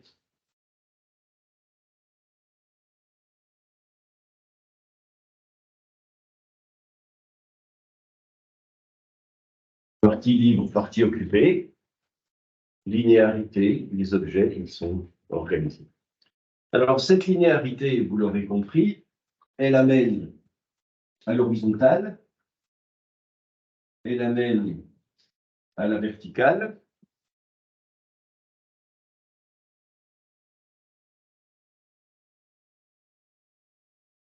Donc, on fera repérer cette horizontale, on fera repérer ce vertical. Et puis, elle se traduit aussi, pas simplement par des lignes, elle se traduit aussi par des vagues. Écrire, c'est pas simplement faire ça, mais c'est aussi faire ça. On va faire ça. C'est des gestes un peu plus fins.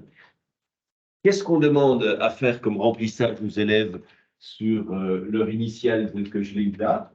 Ben, on va leur apprendre à faire des lignes dedans. On va leur apprendre à faire des lignes autour.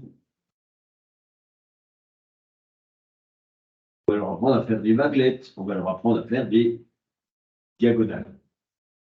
Horizontale, verticale, diagonale et vaguelettes. Tout un ensemble d'activités qui a pour objet la motricité fine, mais l'occupation de l'espace.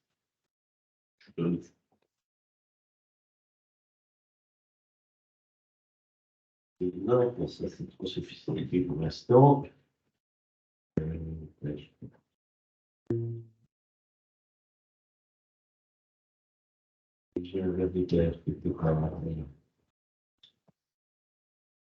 Un document comme ça, occupé.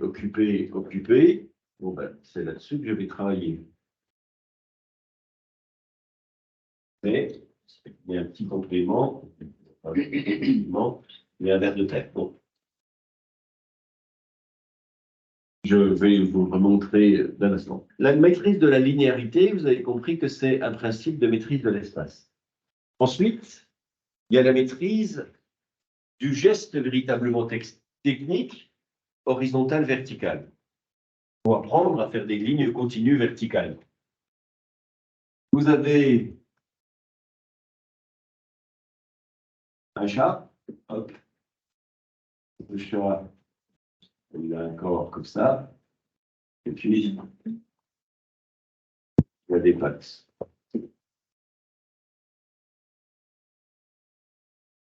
Et les pattes, elles commencent ici. Il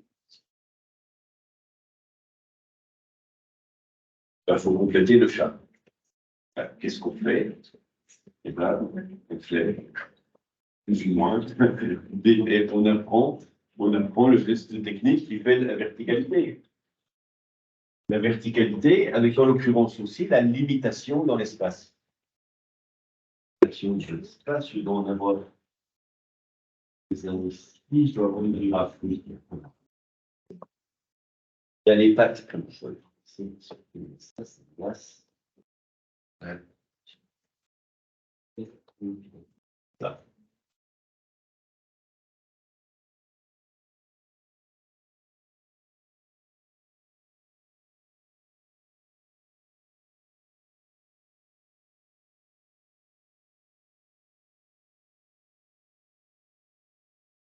Là, les sabots, et je fais le maîtrise de la ligne dans l'espace. Je crois que je l'avais dit quand nous étudions les alphabets dans un de mes cours, qu'en fait, la difficulté des hiéroglyphes, c'est que les hiéroglyphes, ça se lit à la fois en horizontal et en vertical. Il y a des personnages dans les hiéroglyphes, et les personnages dans une ligne regardent tous dans la même direction. Donc, par exemple, si ça c'était des hiéroglyphes, ça se lirait dans ce sens-là. Mais si, quand on arrive ici, on s'aperçoit que la ligne qui suit, ils regardent tous vers le bas, là, ça se lirait après dans ce sens-là. Après, ça pourrait se relire dans ce sens-là, et puis ça se lit dans tous les sens en fonction de où sont les personnages. La notion de linéarité, elle est donc extrêmement importante. Donc, nous avons linéarité, c'est l'horizontale, la verticale, la diagonale, c'est la vaguelette.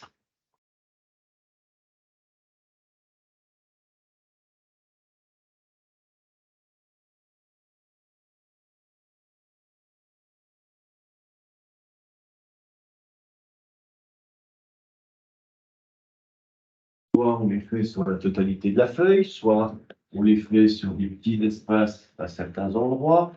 Il y a la mer en dessous, ça ne se voit pas, mais il y a le bord de mer, on peut la compléter aussi. Donc on va faire comme ici, on va compléter par des petites vaguelettes, des grandes vaguelettes.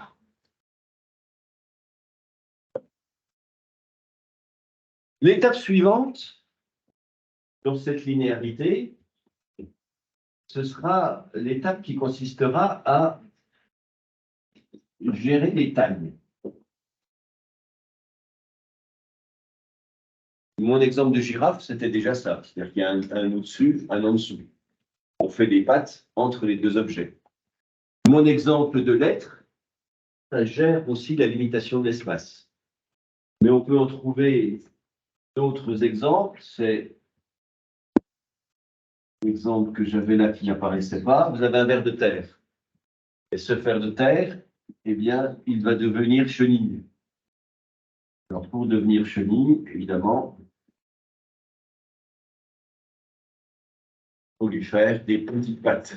Il faut lui faire des pattes de même taille. Donc ça, c'est évidemment très compliqué de maîtriser la taille des objets. Suivant, il pourrait d'ailleurs aller, ça dépend de maîtrise des élèves, mais peut-être un peu avant d'ailleurs, c'est la régularité. Avec la linéarité, va une autre notion qui est la régularité. Vous voyez, quand je fais des petites pattes ici, moi je le fais naturellement, je suis un grand garçon, je fais un espace régulier. Apprendre aux élèves que l'écriture, c'est répartir les objets de manière très régulière dans l'espace. Qu'est-ce qu'on a comme outil? Tout un ensemble d'outils de ce type-là. Vous allez dans chaque wagon me coller quelque chose, post-it. Dans chaque wagon, vous allez me faire un rond. Dans chaque wagon, vous allez me faire votre lettre. L'exemple des fleurs tout à l'heure, c'était aussi pour apprendre la régularité. Oui, vous avez une fleur là, une fleur là, une fleur là, une fleur là. Bah, il y a un espacement qui est identique.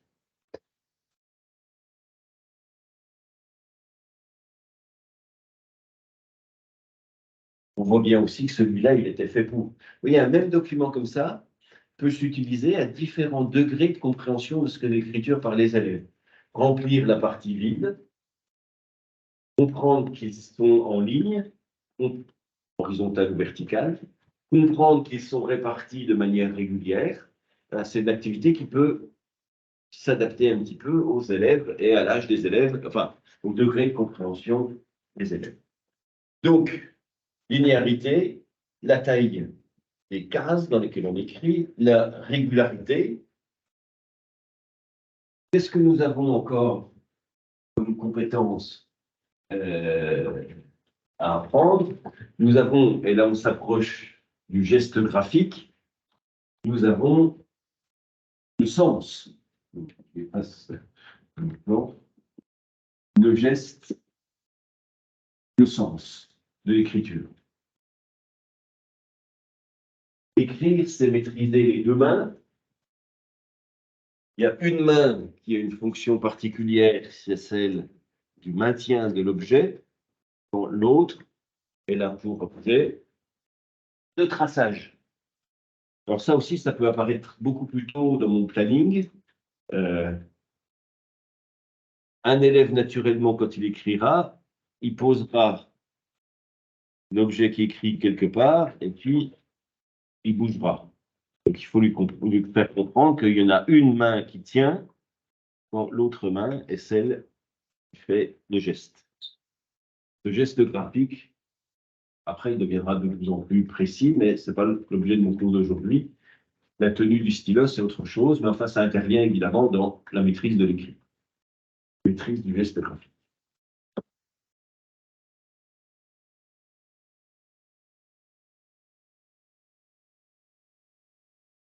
Le respect de cadre. C'est la conséquence de ce que j'avais signalé sur la taille. Plus les exercices vont devenir fins, plus les élèves vont apprendre à produire selon des critères qui sont limités. Donc, produire entre deux lignes, produire dans un espace extrêmement contraint.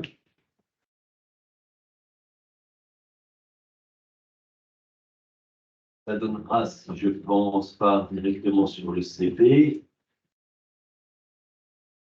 celui-là, il est compliqué sur les formes. Ouais, et on va arriver sur l'IA. Qui en passe l'IA.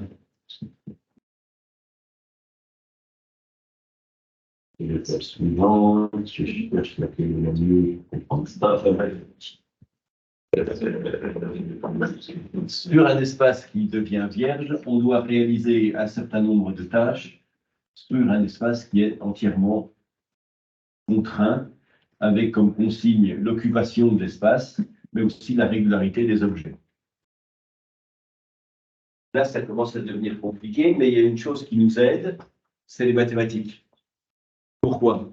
Je parlais beaucoup de motricité qui permet d'entrer dans l'écrit. Tout ce qui relève de la répétition de formes identiques intervient aussi là-dedans. Tout ce qu'on appelle les algorithmes.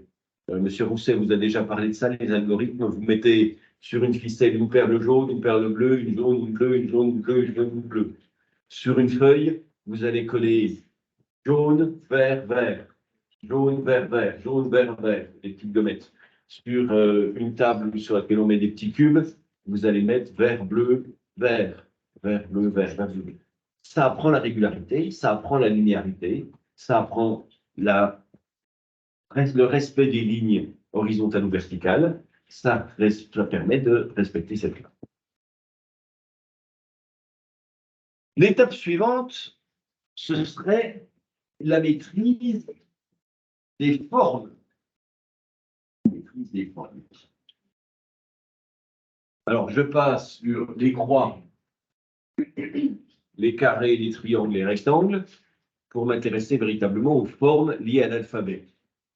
Alors, quelles sont-elles ces formes liées à l'alphabet? Évidemment, tout d'abord, le cercle, le rond, le cercle, cette forme-là. Donc, comment fabrique-t-on cette forme-là? Forme suivante, les boucles. Boucles. Elles sont grandes boucles, elles sont petites boucles. Alors là, ça devient compliqué quand il s'agit de les discriminer.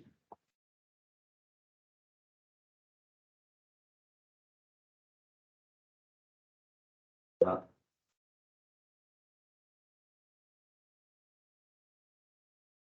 Alors, boucle, boucle, boucle. Alors, non.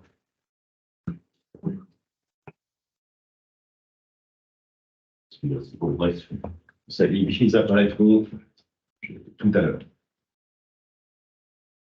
Les différentes étapes, vous voyez, vont se combiner. Vous avez un élève tout d'abord qui va faire, sans maîtriser l'espace, des boucles. Après, on va le contraindre à faire ces boucles sur un espace particulier. Puis ensuite, on va donner des contraintes un peu différentes. Il y a des grandes boucles et il y a des petites boucles. Grande boucle, petite boucle. Les ponts. Les ponts, c'est ça. C'est la conséquence de la vaguelette. Donc ensuite, il y a des ponts simples et il y a des doubles ponts.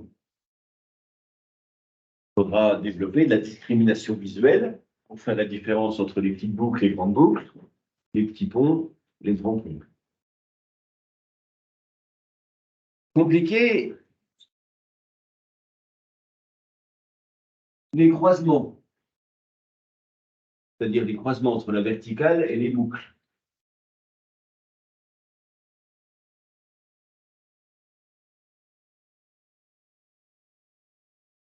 Pourquoi est-ce que c'est compliqué? Parce que ça demande de maîtriser justement les espaces. C'est-à-dire la boucle se fait entre les deux traits. Entre le trait vertical, eh bien, il déborde. Mais il déborde devant, il déborde derrière. Ça donne le Q, ça donne le P. Il déborde au-dessus, il déborde en dessous. Ça, c'est un degré de complexité encore supérieur. Ce qui relève des demi.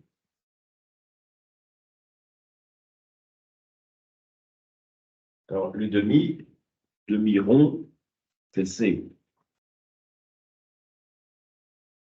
Et c'est aussi, quand on cumule avec la boucle, il y a un degré zéro qui est de faire un rond et puis une portion qui descend.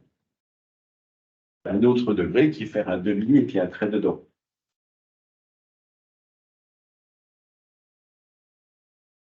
Les coupes.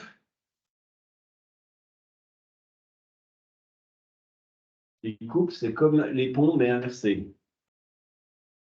Alors, U. Mais la demi-boucle, le I.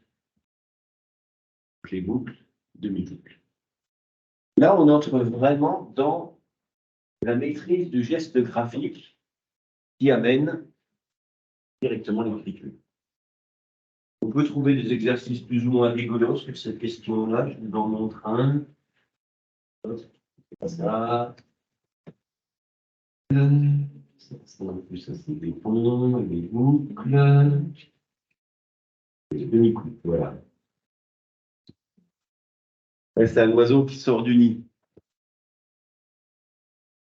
C'est un oiseau qui sort du nid, enfin du nid, pardon, de la coquille, mais on n'a plus que la tête. Donc il faut fabriquer la coquille. Alors là, plus la difficulté. Pourquoi? Parce que c'est un demi. C'est demi. En plus, il faut respecter la taille contrainte par en fait le bout supérieur, le bout d'entrée de l'œuf. Donc, c'est vraiment de la motricité très, très fine. Et puis, ça permet quoi? Ben, ça permet que quand on arrivera en CP, on aura la maîtrise de la notion d'écriture, soit que l'écriture, ça se fait dans l'espace, mais on aura aussi la maîtrise des gestes graphiques de base qui permettront par la suite d'écrire des lettres. Et là, on a une activité de discrimination, par exemple, discrimination entre ce qui est la forme complète, la forme en demi. Donc, l'entrée dans l'écriture, c'est pas simplement faire des lettres, mais c'est comprendre auparavant tout un ensemble d'éléments qui sont au cœur du langage mathématique, de la motricité et du langage, à savoir la maîtrise, l'entrée véritablement dans l'espace de l'écriture.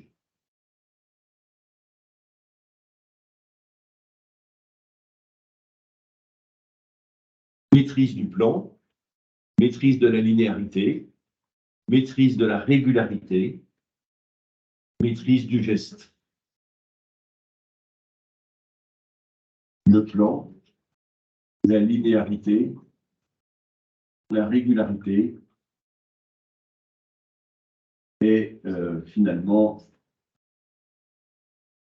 le geste, ça les grands champs auxquels on pourrait résumer l'ensemble. Mais comme les élèves ont une maîtrise qui est une maîtrise personnelle, eh bien c'est tout un ensemble d'activités qui leur permettront, à un moment donné, d'entrer davantage dans l'un ou dans l'autre. Tout à l'heure, je vous disais qu'on ne sait pas quand l'élève il va passer d'une écriture pré-alphabétique à une écriture phonique. Ben, on ne sait pas quand l'élève va entrer dans le principe de la régularité ou de la linéarité. Donc, on propose des activités et puis on estime tel ou tel élève par rapport à tel autre. Et les outils qu'on propose, ils sont là véritablement pour l'aider à progresser. Quand est-ce qu'on fait toutes ces activités-là? Eh bien, ce sont des activités, vous voyez, qui sont des activités un peu automatiques. Il arrive aux élèves, par exemple, qu'on leur donne des ciseaux.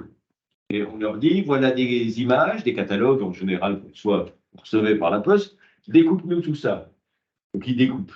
Ils découpent, puis ça fait des tas de monceaux. Ça sert à quoi? En apparence, rien du tout. On balance. On jette tout ce qu'ils découpent.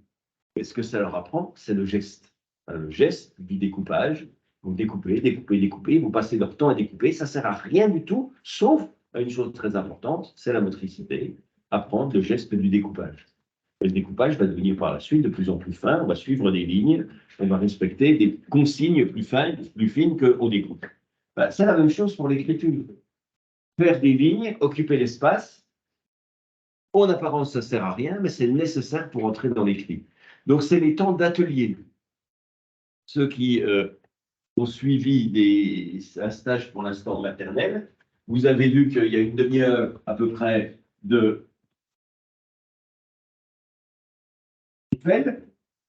et ensuite l'enseignant répartit ses élèves sur plusieurs espaces, plusieurs tables. L'enseignant est ici, ça lui permet d'avoir une vue globale sur tout le monde. Et puis les élèves, ils font des activités. L'atelier que dirige l'enseignant, c'est l'activité qui transmet le savoir. C'est là où on a besoin d'apprendre des choses construites. Mais dans les autres ateliers, les élèves, ils font des activités au kilomètre. Il y a toutes ces activités que je vous ai montrées là, c'est les activités de l'atelier. Et une fois que l'enseignant a montré aux élèves ce qu'ils devaient faire, il colle des gommettes. Il colle des gommettes. Et l'objet, ce n'est pas de voir un objet collé, l'objet, c'est la verticalité. C'est l'occupation du coin supérieur gauche par rapport aux deux autres. L'objet, c'est d'entrer dans une maîtrise, dans un regard du monde qui discrimine les espaces dont j'aurais besoin. Ils vont, nos élèves, nous faire des coquilles. Ils vont faire des coquilles, et que des coquilles. Ils vont nous faire des boucles. L'objet de la boucle, l'entrée dans l'écriture.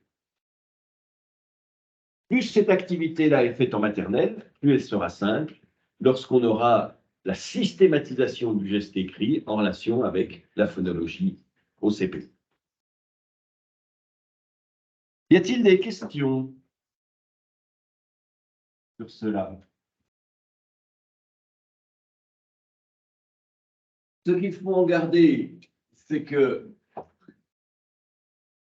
on pense que l'écriture, c'est directement faire des lettres en relation avec des sons, mais ça, ce ne peut être fait que parce qu'on a un énorme serpent de mer réalisé avant, qui est ce qu'on appelle l'écriture essayée ou l'entrée dans l'écriture au cycle 1, qui permet de maîtriser l'espace.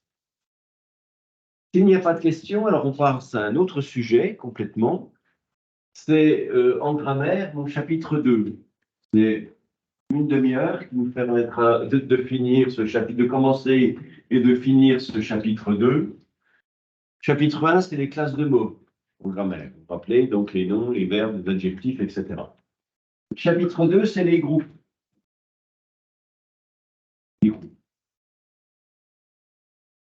Et donc, petite demi-heure pour traiter cette notion de groupe qui n'est pas très compliquée.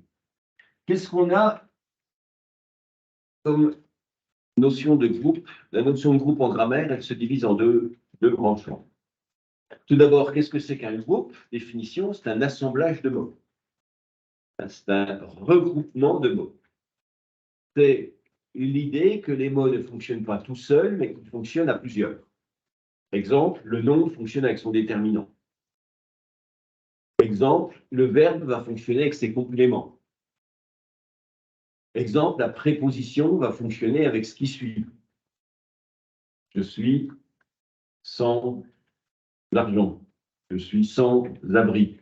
Je suis sans travail. Le sans fonctionne avec le mot qui fonctionne ou le mot d'après fonctionne avec le mot de devant.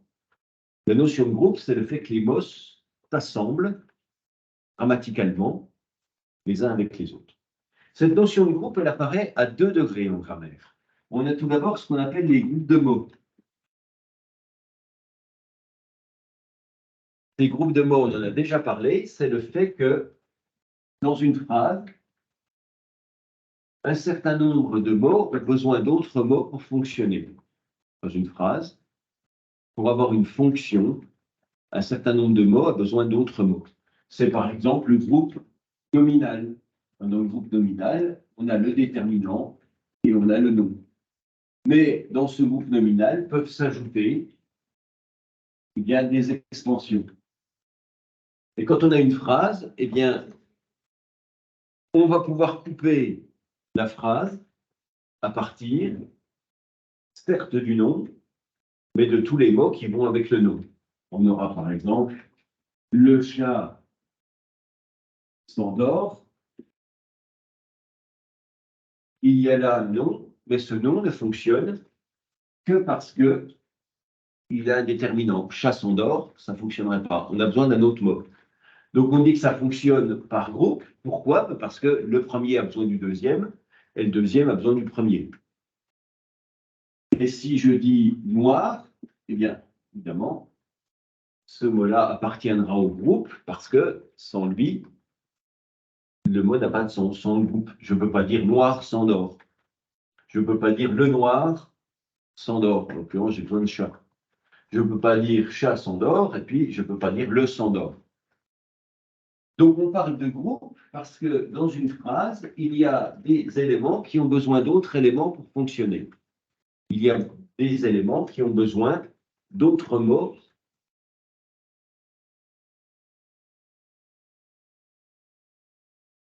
pour avoir du sens. Si je prends l'adverbe tôt, par exemple, et un deuxième adverbe qui est très, ben, ces deux adverbes-là vont fabriquer un groupe. Pourquoi? Ben, parce que si je dis le chat s'endort très, ça n'a pas de sens. Le chat s'endort très. Donc le trait, il a besoin du taux qui va avec pour avoir du sens. Très tôt. Donc on va dire que ce trait et ce taux forment un groupe, ces deux adverbes, un groupe d'adverbes. Un groupe adverbial. De même, le s'endort, ça va fabriquer un groupe. Pourquoi? Parce que le chat endort, ça ne veut rien dire. Par contre, quand on rajoute le se devant, le pronom personnel se, on dit aussi le pronom réfléchi, eh bien ça a du sens. Donc dans une phrase, on a des groupes de mots qui sont construits autour de noyaux. Le noyau, c'est ce qui donne le nom du groupe. Ici, est-ce que c'est le qui est central? Est-ce que c'est l'adjectif qui est central? Est-ce que c'est le nom qui est central? Ben, j'essaie d'éliminer un ou l'autre, et puis je vois ce qui semble le plus central. Le s'endort, chat s'endort, ça a quand même plus de sens que le s'endort. Donc, le noyau, ce sera le nom, ça donnera un groupe nominal. Le chat est très jeune. Bon, ben, le chat est très, ça ne veut rien dire. Donc, je le colle avec jeune. Est-ce que c'est le jeune, l'adjectif, qui est central, ou est-ce que c'est l'adverbe très? Ben, je me demande s'il y en a un qui a plus de sens que l'autre. Le chat est jeune, adjectif. Le chat est très, adverbe. Visiblement, le très ne fonctionne pas tout seul. Donc, je dirais que ça, c'est un groupe adjectival, parce que c'est l'adjectif qui est premier et l'adverbe est second.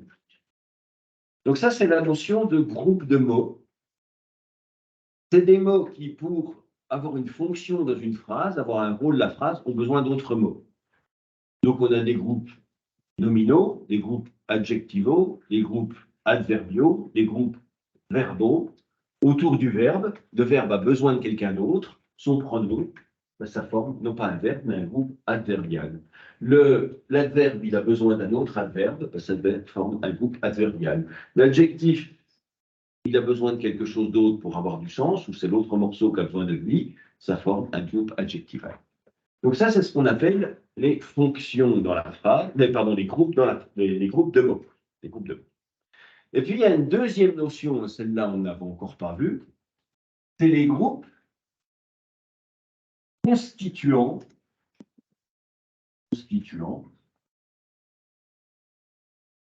dans la phrase. Alors là, c'est une notion tout à fait différente, les groupes constituants dans la phrase. Groupes constituants dans la phrase. Alors, puisqu'ils sont constituants, ce n'est pas un participe présent, c'est un adjectif constituant dans la phrase. Ou alors les groupes qui constituent la phrase. Quand on demande, donc, vous étudierez les groupes de mots dans une phrase, ben, vous allez regarder, en gros, la nature des mots, puis ceux qui fonctionnent ensemble. Là, vous allez dire, il y a un groupe nominal, là, il y a un groupe verbal, et puis là, il y a un groupe adverbial. Les groupes de mots, ils sont constitués à partir de la nature des mots. En revanche, les groupes constituants de la phrase, ils sont constitués à partir d'un triptyque, qui est groupe sujet, groupe verbal et groupe, les grammaires lui donnent plusieurs noms. Le nom que l'Éducation nationale a pour l'instant, c'est complément de phrase. Une phrase normale, constituée, elle est fabriquée avec plusieurs groupes qui la constituent. Il y a un groupe qui occupera la fonction de sujet, un groupe qui occupera la fonction de verbe, et puis éventuellement un groupe qui sera complément de phrase. Alors, comment on les reconnaît, ces différents groupes qui composent une phrase? Eh bien, on les comprend, on les reconnaît finalement à partir du dernier. Parce que le dernier, il a deux caractéristiques. Il est déplaçable et le « et » est important, c'est l'un et l'autre, supprimable.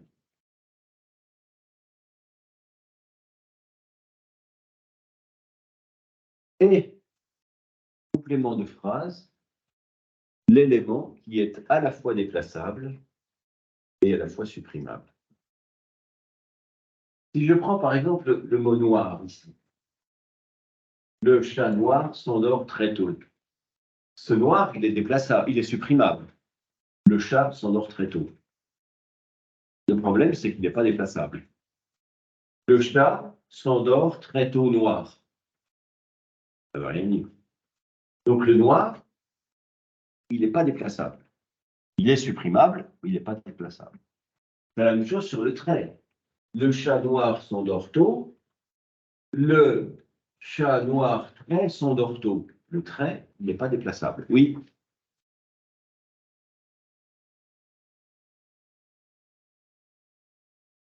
Le groupe complément de phrase, sa caractéristique, c'est d'être déplaçable et supprimable.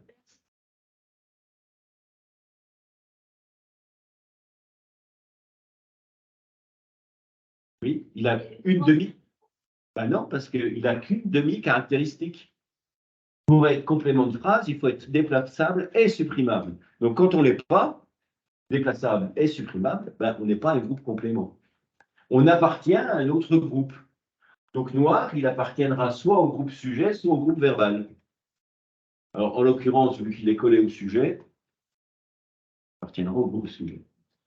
Qu'est-ce qui serait un groupe déplaçable et supprimable? Ben, par exemple, le matin. Le matin, le chat noir s'endort. Le chat noir, le matin, s'endort très tôt. Et puis, le chat noir s'endort très tôt le matin. Et ce morceau-là de chat noir, il est déplaçable. Je peux le mettre ici, je peux le mettre là, je peux le mettre là, je peux le mettre là, déplaçable. Et en plus, il est supprimable. Le chat noir s'endort très tôt. Donc, dans cette phrase-là, il y aura trois groupes. Il y aura un groupe complément de phrase, c'est ce qui se déplace. Il y aura un groupe sujet, c'est celui qui fera l'action. Il y aura un groupe verbal, c'est celui qui désignera l'action. Alors, question, est-ce que très tôt, il appartient au groupe complément de phrase ou à un des deux autres groupes, sujet ou verbal?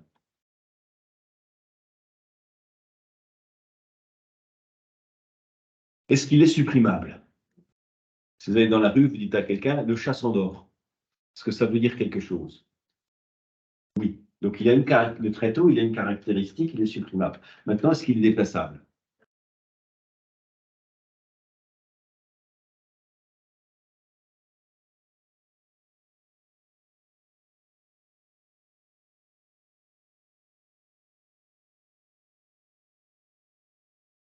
Le chat, très tôt, s'endort. Très tôt, le chat s'endort. Le chat s'endort très tôt. Ah, ça peut quand même se déplacer. Donc, il est plutôt déplaçable.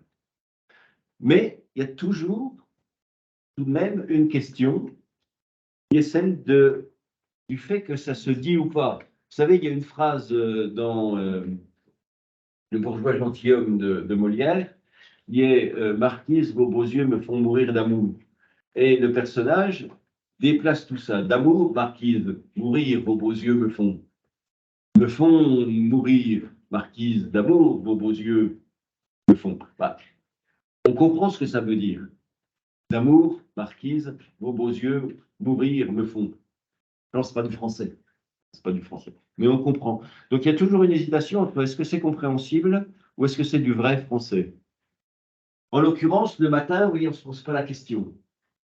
Le matin, ce groupe complément, il peut aller avant le groupe sujet, après le groupe sujet, après le groupe verbal, on peut le supprimer. Donc pour lui, il n'y a pas trop de questions. Pour très tôt, le chat noir s'endort, le chat noir très tôt s'endort, ça reste du français grammatical. Ça devient des appositions, tout comme c'est. Donc le très tôt, il est aussi groupe complémentaire. L'idée qu'il faut avoir pour ces histoires de compléments, c'est qu'en fait, dans une phrase, il n'y a qu'un seul groupe sujet. Il n'y a qu'un seul groupe verbal. S'il y a plusieurs verbes, on les met tous dedans, dans le groupe verbal. Et il n'y a qu'un seul complément de phrase. Donc dans cette phrase-là, le matin est très tôt, ce serait le complément de phrase. Il est en deux bouts, c'est pas grave. Il y a un bout qui fait sujet. C'est chat. Mais chat, il va avec le et il va avec noir. Donc, le groupe sujet, c'est le chat noir. Il y a un groupe qui fait verbe, c'est Andorre. Mais Andorre, il va avec ce. Donc, dans le groupe sujet, il y a son verbe. Et puis, il y a très tôt, il y a tôt et très, c'est deux morceaux différents, mais enfin, ils vont ensemble, c'est un groupe adverbial. Et ils sont, comme le matin, groupe complément de phrase. Donc, qu'est-ce qu'on trouve dans le groupe complément de phrase? On trouve tout ce qui est déplaçable et supprimable, les deux caractéristiques. Qu'est-ce qu'on trouve dans le groupe sujet? Ben, ce qui fait l'action, mais tout ce qui va avec. Le chat noir de ma mère qui a une patte cassée, s'endort très tôt. Je ne peux pas dire le chat s'endort très tôt de ma mère qui a une patte cassée. Pas ma mère qui a une patte cassée, puis de ma mère qui ne va pas là. Donc, le chat noir de ma mère qui a une patte cassée, tout ça, ça va avec chat, c'est le groupe sujet. Puis après, s'endort, c'est le verbe, le verbal, et puis très tôt, c'est le complément de phrase. Qu'est-ce qui va avec le verbe? Eh bien, va avec le verbe évidemment, mais tous les compléments du verbe, c'est-à-dire les compléments d'objet direct, les compléments d'objet indirect, et les attributs du sujet. En l'occurrence, le chat très jeune, ben ça c'est le groupe verbal. D'abord parce que ça ne supprime pas le jeune, hein. Le chat est. Le très jeune ne se supprime pas. Donc, ça ne peut pas être le complément de phrase. Vous avez une phrase qui fait 3 mots, 5 mots, le chat est très jeune. Là-dedans, ben, vous avez un groupe sujet, un groupe verbal. Si vous avez une phrase qui fait 70 mots, il n'empêchera qu'il n'y aura qu'un seul groupe sujet. Et il n'y aura qu'un seul groupe verbal. Puis éventuellement, il y aura ou pas un groupe complément de phrase, c'est les éléments qui se suppriment. Donc, quand on parle de groupe dans la phrase, on parle de deux notions. On parle de comment les mots se regroupent entre eux à partir d'un noyau. Ça, c'est les classes de mots. On se regroupe autour du nom, on se regroupe autour de l'adverbe, on se regroupe autour de l'adjectif, on se regroupe, etc. Et puis, il y a une autre notion tout à fait différente qui donne une question qui est, dans la phrase suivante, quels sont les groupes constituants? Vous allez entourer ça, vous allez dire ça, c'est le groupe sujet. Entourer ça, ça, c'est le groupe verbal. Entourer ça, ça, c'est le groupe complément de phrase.